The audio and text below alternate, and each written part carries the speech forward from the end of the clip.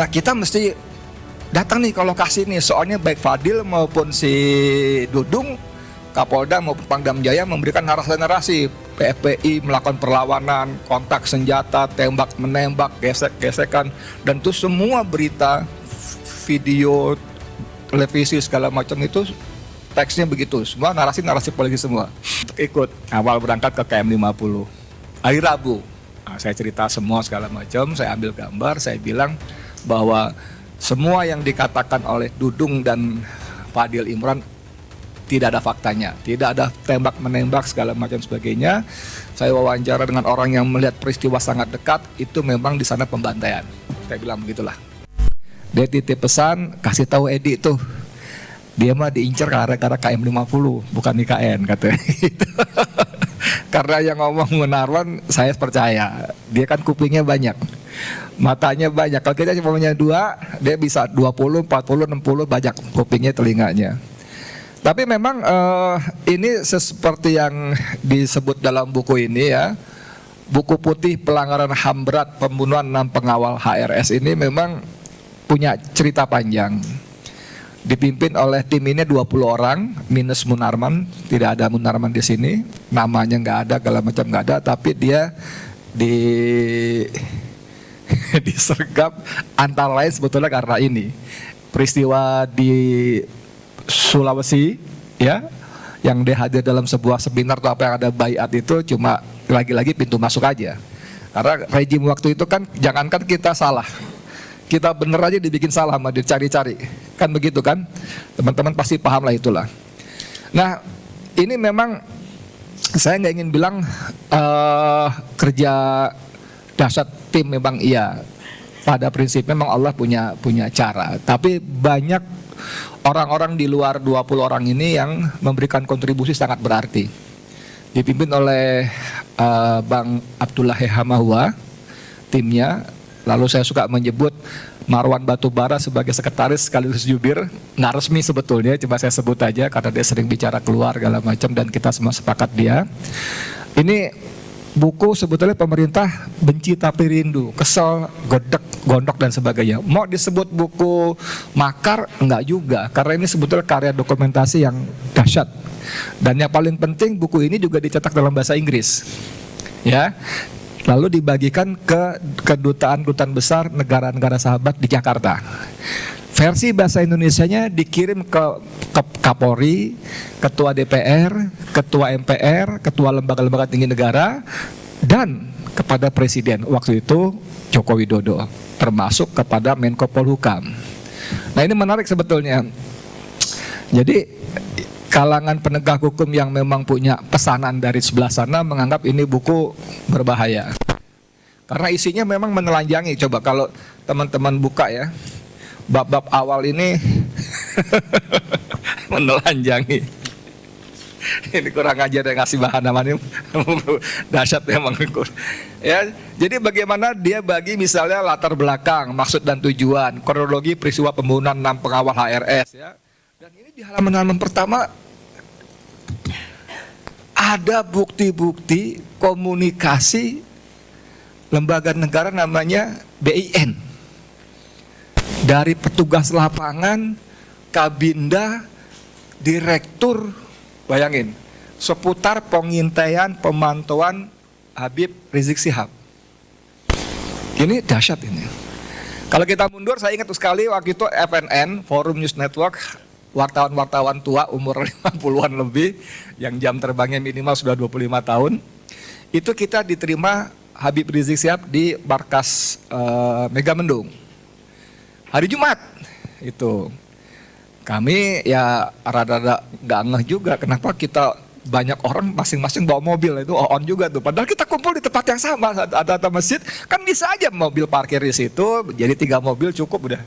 Nggak ngerti juga, saya bawa mobil sendiri, si Adu bawa mobil sendiri, banyak, jadi 10-15 mobil juga itu.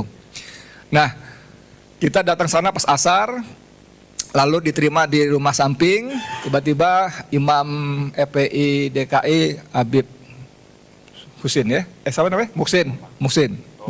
Imam Muhsin ya, bilang pindah ke atas aja, jadi ada bangunan 3 lantai di atas, kita diterima rooftop, atap kita langit. Habib naik, ngobrol kira-kira setengah jam, tiba-tiba di atas ada drone berputar. Nah, dia Badung nih, dada-dada nih. Kita juga terprovokasi dada-dada juga. Drone muter-muter gitu. Nah, baru kemudian saya tahu malamnya begitu kita bisa pulang, turun, ada laskar di posko terdekat pesantren, deketin saya kan tuh mesti hati-hati hujannya, turun, tok tok tok buka kaca, saya buka kaca, dia bilang, Ustadz, kita baru nangkap intel. Saya pikir bercanda kan. Saya baru nangkap intel. Oh, yang bener Ustadz, itu 3 orang kita lagi periksa interogasi di posko. Oh, itu beneran kan? Siapa? Udah turun aja, turun aja. Saya tutup kaca, turun lagi. Malamnya jam 11, grup-grup WA dipenuhi postingan gambar, video pendek, ada beberapa orang, ada mobilnya, ada nomor platnya, ada ID cardnya, ada ID card wartawan, ID card macam-macam. Saya langsung telepon dia malam jam 11 lebih. Man, lu gila lu man, saya bilang. Kenapa ya? Lu Intel data lu sebar-sebarin. Dia bilang apa tau gak? Biarin Intel bego. Wah gawat ini orang ini. Kenapa bego? Intel beneran ditangkap anak-anak kita kan bego namanya. Gitu. Jadi kemudian beberapa waktu saya baru tahu bahwa dia nalurinya emang hebat. Jadi dia begitu dia lihat ada drone di atas, dia sengaja perintahkan kepada para anak-anak laskar, lihat di mana turunnya drone itu. Kan pasti drone itu turun kan? Nah, apalagi turun ada operatornya, di situlah dia sergap. Wah, itu ya saya nggak kepikir tuh, bener juga. Nah, saya bilang malam itu sama Munarman memang tadinya WA-an aja, tapi karena dia ngeyel, saya telepon juga akhirnya. Man, itu nanti mereka marah. Marah kenapa? Ya karena lu telanjangin begitu, lu bongkar begitu. Biarin aja, dia kesal juga gitu. Dan qadarullah Ahad dini hari kejadian. Yang kemudian belakangan waktu saya tahu bahwa antara lain karena peristiwa malam itu. Walaupun Jubir bin itu? Andi siapa namanya itu? Bantah-bantah saya juga baru tahu ada bin pakai jubir gitu ya. Di lembaga lain, di negara lain mana ada lembaga intel pakai jubir. Wawan. Di kita bin itu bukan cuma punya jubir, punya grup volley juga. Iya, pakai tos 50 karena peluk volley ya. Terus terakhir menjelang lengser juga si Budi Gunawan bikin pasukan Garuda ya, khususnya gila memang. Nah teman-teman sekalian, jadi menarik memang ya. Saya ikut intens persiapan buku ini sampai terus beberapa langkah lanjutan, termasuk kita punya tim kita namanya Adnan Wirawan, Pak Wirawan Adnan. Adnan Wirawan, kakek Wirawan Adnan, itulah gitu ya. Dia lawyer yang memang punya jaringan ke luar negeri, banyak teman-teman luar negeri, dan ini kita bawa ke apa istilahnya dulu bos, lembaga HAM internasional, apalagi itu PBB lah gitulah. Jadi memang waktu itu serius banget, karena waktu itu kemudian Jokowi memanggil tim ini, dan saya termasuk daftar yang diterima Jokowi sebetulnya. Hari apa pagi jam 9 jam 10 di istana. Cuman qadarullah memang saya udah sebel ya sama dia. Saya mikir males juga lewat prosedur di sana, saya sengaja nggak datang. Siangnya ada berita Abdullah Mahua dan kawan-kawan Ma'ruf kira 5-7 orang. Itu Abdullah bikin berita, kami bagaikan mendatangi Fir'aun. Jadi jauh sebelum Egy Sujana mengklaim diri sebagai Musa mendatangi Fir'aun di Solo, Abdullah Mahua begitu. Wah, itu memantik diskusi panjang lebar, kontroversi. Tapi pesan yang paling saya tangkap perintah itu adalah bahwa Jokowi memerintahkan Kapolri Listio Sigit Prabowo untuk mengusut KM50 secara transparan, profesional, dan berkeadilan. Yang itu ternyata sampai dia pergi lengser tidak pernah diwujudkan sampai hari ini. Yang menarik teman-teman sekalian, begitu kejadian, Komnas HAM membentuk tim melakukan yang mereka sebut investigasi, lalu membuat laporan 108 halaman yang dengan izin Allah panitia mendapat secara resmi dari Mahfud MD. Menko Polhukam. Karena laporan itu kan diserahkan kepada Presiden, Kapolri, dan Menko Polhukam antara lain begitu. Nah, karena kita kirimkan ini ke sana, Menko Polhukam bagi kita juga. Nah, saya dapat kopinya dan itu saya marah-marah betul di beberapa podcast saya. Saya katakan ini Komnas HAM kalau bahasanya Mauran Batubara ikut menutupi, mengcover up siapa pelaku aktor sesungguhnya. Karena sampai persidangan digelar para pelakunya, itu Komnas HAM menurut saya, dan disepakati oleh teman-teman, minus Munarman, karena Munarman nggak ikutan sama kita, nggak bukan tim kita. Komnas HAM bagian dari skenario menutup-nutupi. Misalnya, Komnas HAM tidak bisa membongkar atau tidak memberitahuan pada publik, pada dalam laporannya, siapa pengemudi mobil, apa Pak dulu Pak, yang hitam tuh Pak, malam-malam tuh Pak, Land Cruiser. Siapa dan siapa petinggi di dalamnya itu. Maka spekulasi beredar liar. Bahkan nomor polisinya pun Komnas HAM nggak bisa tahu, kan mustahil. Walaupun kepada media, kepada pers, Komnas HAM mengatakan telah memeriksa sekian ribu video, sekian puluh ribu foto dari CCTV yang katanya mati dan sebagainya. Itu semua bohong. Yang kedua, ini menarik. Komnas HAM dalam laporannya ada melakukan wawancara-wawancara termasuk dengan pengurus EPI. Ada Sobri Lubis, beliau masih sekretaris umum waktu itu, tapi beliau nggak diwawancara. Nah itu ada dan di laporan itu tidak ada Habib Rizik Syihab, tidak ada. HRS tidak ada. Adanya Muhammad Rizik Syihab, MRS. Nah, MRS ini adalah narasi yang dikembangkan oleh polisi dalam setiap press conference. Tidak pernah disebut Habib Rizik Syihab. Yang disebut MRS.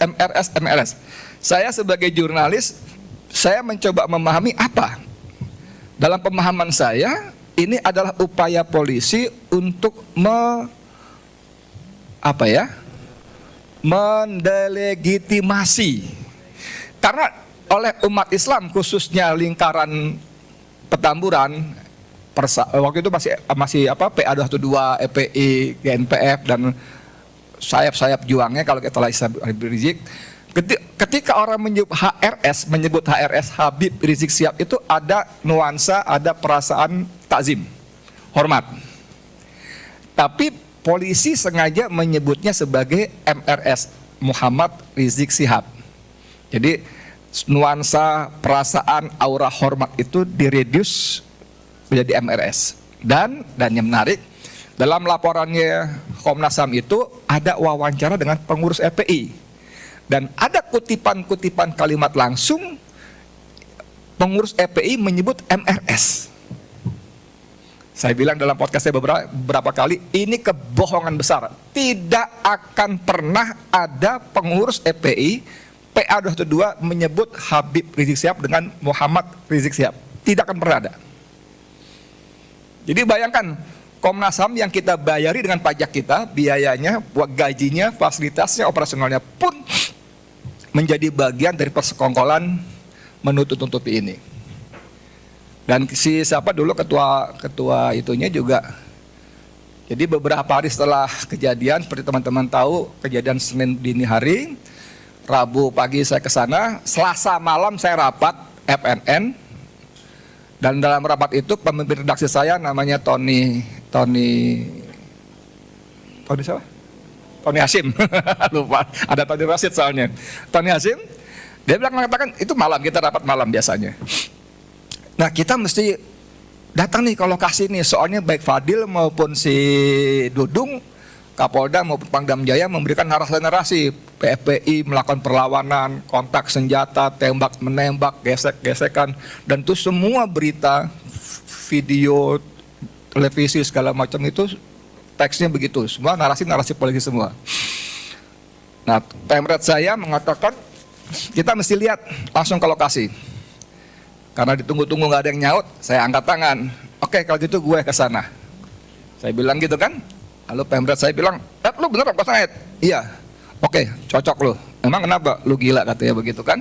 Wah gila saya dibilang. Cuman dia bilang sama saya memang, lu jangan ke sana sendirian, ini bahaya. Lu minta anak-anak KPI ngawal. Oke siap. Nah pulang rapat kira-kira jam 11-an, dari mobil saya telepon Wali Laskar Jakarta Barat itu satu kelurahan sama saya, namanya Ujang. Saya telepon dia, Jang, gue besok mau ke KM 50, lu kawal gue ya. Siap Abi, dipanggil saya Abi.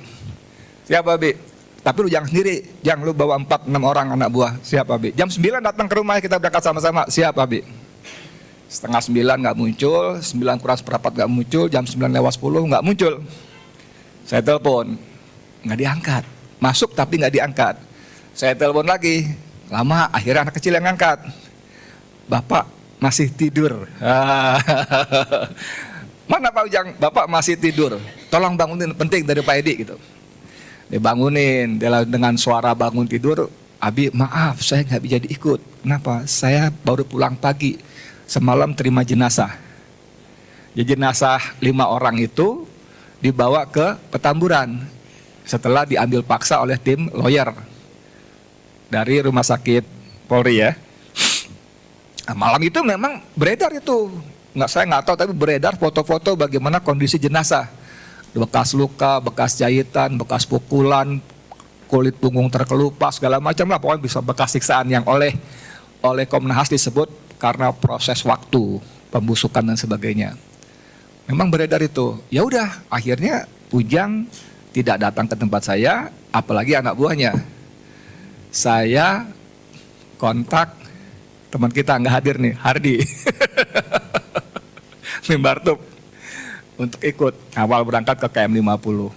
Hari Rabu, saya cerita semua segala macam, saya ambil gambar, saya bilang bahwa semua yang dikatakan oleh Dudung dan Fadil Imran tidak ada faktanya, tidak ada tembak-menembak segala macam sebagainya. Saya wawancara dengan orang yang melihat peristiwa sangat dekat, itu memang di sana pembantaian. Saya bilang begitulah. Nah, karena liputan itulah kemudian saya dipanggil oleh Polda.